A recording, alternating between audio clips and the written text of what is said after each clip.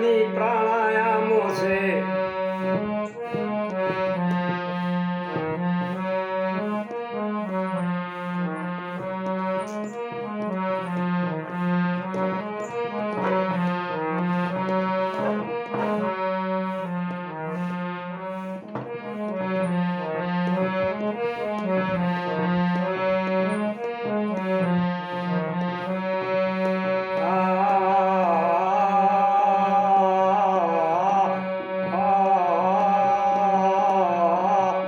बुढ़ापा है जवानी, बुढ़ापा है जवानी प्राणायामों से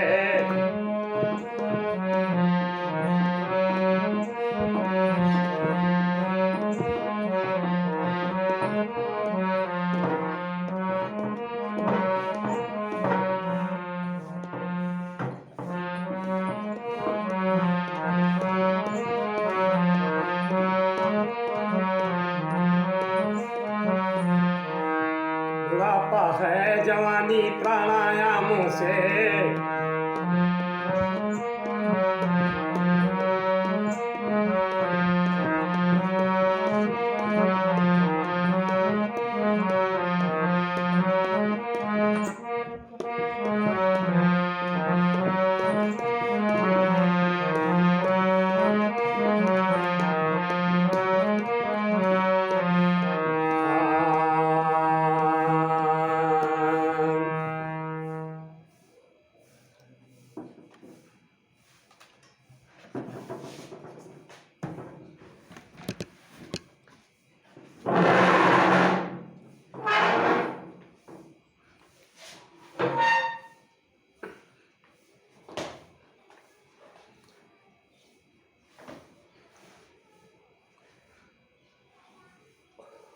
ओम ओम।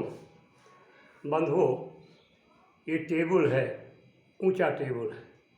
इसमें पहले हमने दोनों पैरों को उठा करके सीधा बैठे। इसमें हमारी कमर में मेहनत पड़ती है, पैरों में मेहनत पड़ती है, हाथों में मेहनत पड़ती है और गर्दन में ये ताकत मिलती है।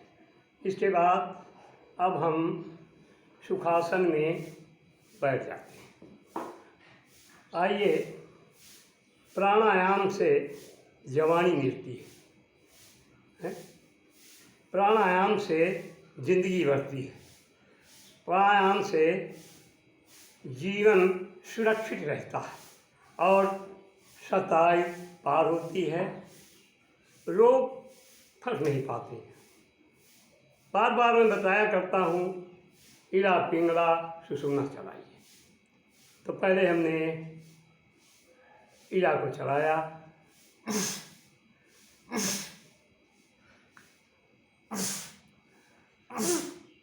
ये पिंगला हो गई और दोनों से निकलेंगे सुषुम्ना।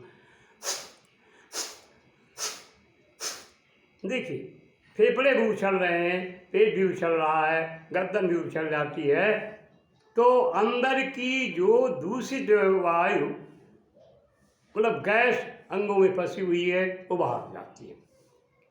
बंधुओं, बहनों, माताओं, सभी के लिए आसन प्राणायाम करने की आवश्यकता रहती है। आइए देखिए, प्राणायाम, नाड़ी शोधन प्राणायाम।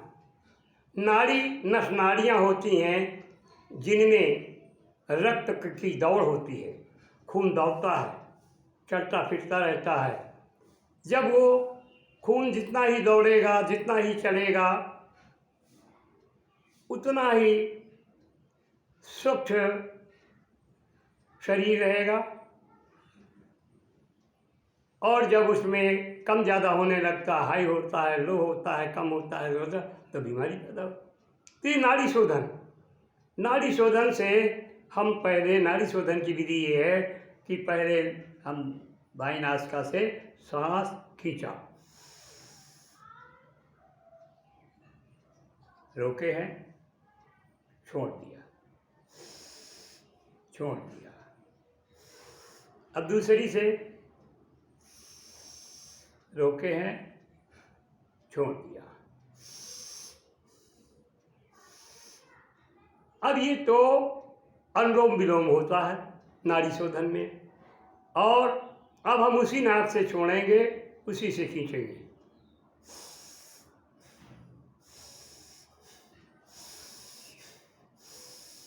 पांच बार।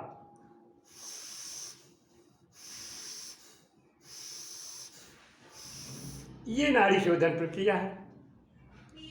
अब दूसरा प्राणायाम आता है भ्रामरी प्राणायाम, जो सारे शरीर को स्वस्थ रखने वाला है। भ्रामरी प्राणायाम एक तर्जनी को उंगली में डाल करके, और भ्रमर मतलब भंवरा, तो भ्रामरी भंवरी, भंवरी की ऐसी आवाज़ हम करते।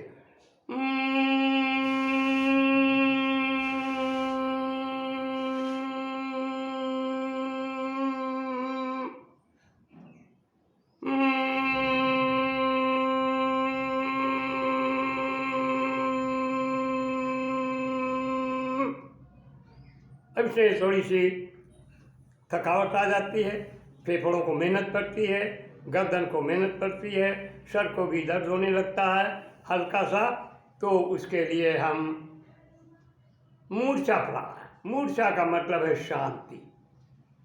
जैसे आदमी बेहोश हो जाता है, होश नहीं रहता, वो शांति मिलती है, तो ये मूर्छा प्राणायाम। उंगलियों को ऐसे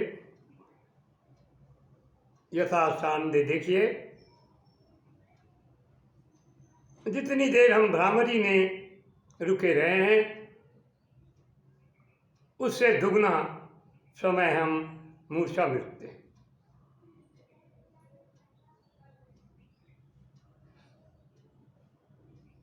अब आइए बंधुओं, उज्जाई प्राणायाम। उज्जाई ऊर्जा पैदा करती है, शक्ति पैदा करती है। अब हम मुख फैला करके ऐसे ये ऊपर तलुआ होता है, उसमें जीभ को टिकाते हैं।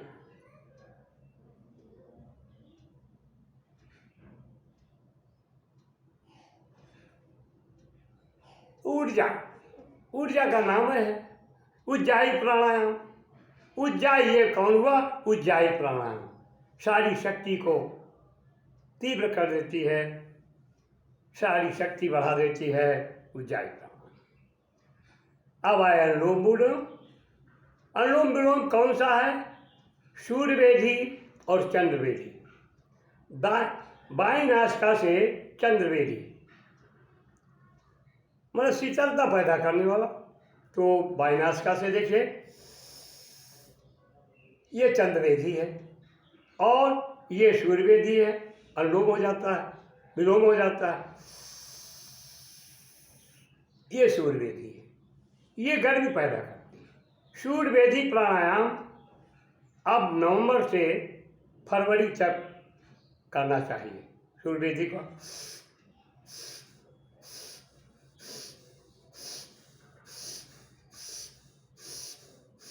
ये शरीर में गर्मी पैदा करेगा, ऊर्जा पैदा करेगा, शीतलता नहीं लगेगी, ठंडी नहीं लगेगी। और दूसरा, अब भ्रस्त्रिका। भ्रस्त्रिका संस्कृत में कहते हैं लोहार की धौकनी। जो धौकनी जिससे कोयला गर्म होता है वो धौकती है। तो अब पेट को हम थोड़ा सा ताकत देते हैं धौकनी से।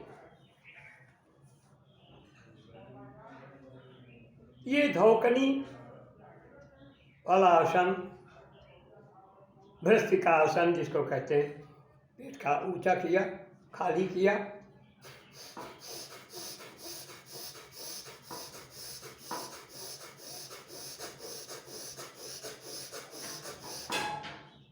कम से कम इसको 10 बार ऊपर नीचे उछालना चाहिए। अब शीतली प्राणायाम, शीतकारी प्राणायाम। शीतली शीतकारी प्राणायाम गर्मियों में की जाती है, लेकिन हम बता रहे हैं कि प्राणायाम ऐसे हैं।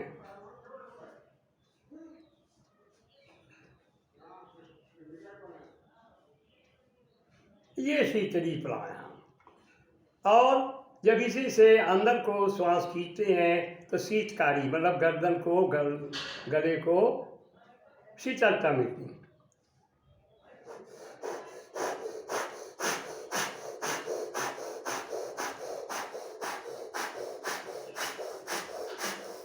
गला ठंडा होने लगता है, गले की खराश दूर होती है शीतकारी प्राणायाम से। बंधुओं, शीतकारी हर समय किया जा सकता है, क्योंकि उसको हम शीतकारी को चलाते हैं तो ऊर्जा पैदा होती है, गर्दन में गर्मी पैदा होती है। तो और शीतकारी को हम गर्मी में करते हैं।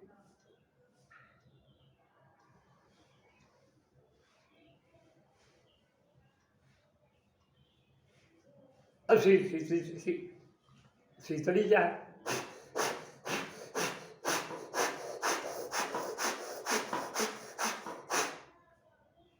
ये प्राणायाम की स्थितियां हैं। और एक प्रावणी प्राणायाम, प्रावणी माने पानी में तैरना, उसमें